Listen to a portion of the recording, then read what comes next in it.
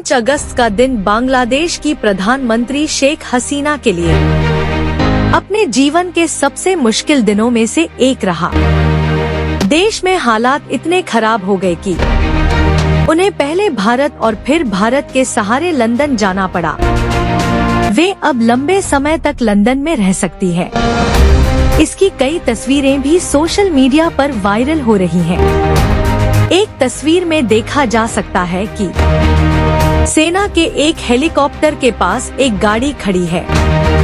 वहीं पर शेख हसीना भी देखी जा सकती है। शेख हसीना पहले बांग्लादेशी सेना के हेलीकॉप्टर से त्रिपुरा की राजधानी अगरतला में लैंड हुई। इसके बाद सेना का हेलीकॉप्टर वहां से वापस लौट गया।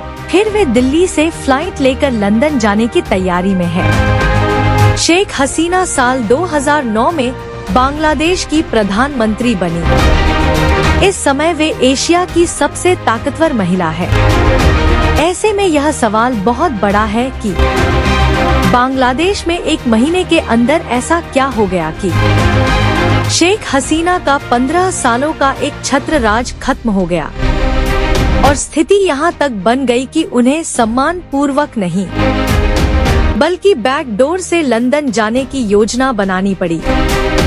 शेख हसीना वाजिद के राजनीतिक इतिहास पर नजर डाले तो उनकी स्थिति इतनी ज्यादा कमजोर कभी नहीं हुई। राजनीतिक विशेषज्ञों का मानना है कि बांग्लादेश की प्रगति में हसीना का बहुत बड़ा हाथ है। गरीबी के अंधेरे कुएं से बांग्लादेश के लोगों को निकालने में उनका योगदान वाकई प्रशंसनीय है। हालांकि उन पर जानलेवा हमले इससे पहले भी हो चुके हैं, जिससे वे कई बार उबर चुकी है। कहा जाता है कि कभी उन्होंने देश में लोकतंत्र के लिए लड़ाई लड़ी, लेकिन उनके विरोधी कहते हैं कि अब वे लोकतंत्र के लिए ही खतरा बन गई थी। हालांकि इसका एक दूसरा पहलू यह है कि जो शेख हसीना को तानाशाह के रूप में स्थापित करता है, उन पर कई मर्तबा मानवाधिकारों के उल्लंघन का आरोप लग चुका है। बुद्धिजीवी तो यहाँ तक कहते हैं कि वे कभी पूरे देश की प्रधानमंत्री नहीं बल्कि सिर्फ एक वर्ग की ही प्रधानमंत्री बनी, क्योंकि उनके राज में कभी देश में निष्पक्ष मतदान नहीं हो सके। यहाँ तक कि बांग्लादेश में वे ऐसे विवादित चुनाव भी जीत गए, जिनके अंतर्राष्ट्रीय स्तर पर खासी आलोचनाएं हुई थी, जो उन पर लगाने वाले तानाशाही के आरोपों को और गाढ़ा करते हैं। शेख हसीना पर दमनकारी राजनीति करने के आरोप लगते हैं। उन्होंने अपने कार्यकाल के दौरान विपक्ष के तमाम नेताओं के विरोध को कुचलने, यहाँ तक कि प्रेस की स्वतंत्रता को छीनने जैसे गंभीर आरोप उन पर लगे हैं। और ऐसा इसलिए क्योंकि बांग्लादेश प्रेस की स्वतंत्रता में रूस से भी नीचे आता है।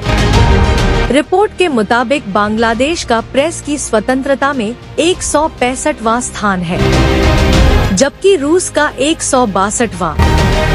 इसके अलावा लोकतांत्रिक प्रक्रिया को बस नाम के लिए लोकतांत्रिक रहने देने के उन पर आरोप लगते हैं। मानवाधिकारों के उल्लंघन के आरोपों के साथ नौकरी में आरक्षण जैसे बड़े फैसले से देश उबल गया।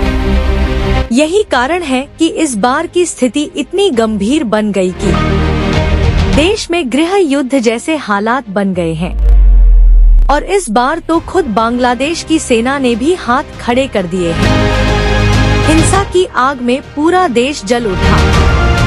हालात बेकाबू होने के बाद भी सेना ने उन्हें समर्थन देने से मना कर दिया और आर्मी जनरल के आदेशानुसार हिंसा में जवानों को नहीं उतारा गया।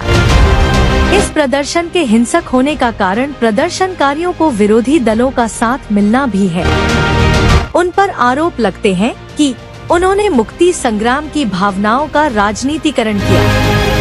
1971 में बांग्लादेश के जन्म के समय जो युद्ध हुआ उसे वहां मुक्ति संग्राम कहा जाता है और उस युद्ध में जो स्वतंत्रता संग्राम सेनानी शामिल थे, उनके परिजनों या वंशजों को सरकारी नौकरियों में बांग्लादेश में 30% आरक्षण मिलता था, जो कि हिंसा बढ़ने के बाद सुप्रीम कोर्ट ने 5% कर दिया। हालांकि हिंसा तब भी नहीं रुकी। शेख हसीना ने बातचीत का प्रस्ताव रखा, लेकिन प्रदर्शनकारियों ने बातचीत के प्रस्ताव को ठुकरा दिया। दूसरी ओर सुप्रीम कोर्ट के इस आदेश को लागू करने के बाद भी अगर शेख हसीना को देश छोड़कर जाना पड़ा तो इसके पीछे एक राजनीतिक मंशा भी नजर आती है। बांग्लादेश के कई विशेषज्ञ इस घटना से हैरान नहीं हैं। माना जा रहा है कि देश में आज नहीं तो कल शेख हसीना के विरोध में ऐसी स्थिति बननी तय थी। राजनीतिक विशेषज्ञों का मानना है कि वे जनता के दम पर नहीं बल्कि दमनकारी नीति के दम पर प्रधानमंत्री बनती रही। नतीजा यह हुआ कि उन्हें अब लंदन भागना पड़ रहा है और लंदन में शरण लेनी पड़ रही है। इसके प्रायोजक हैं एडवांस कंप्यूटर, निकट इंडियन बैंक, बूढ़नपुर, आजमगढ़। यदि आप अपनी बच्चे को कंप्यूटर की उत्तम शिक्षा देना चाहते हैं तो तुरंत संपर्क करें।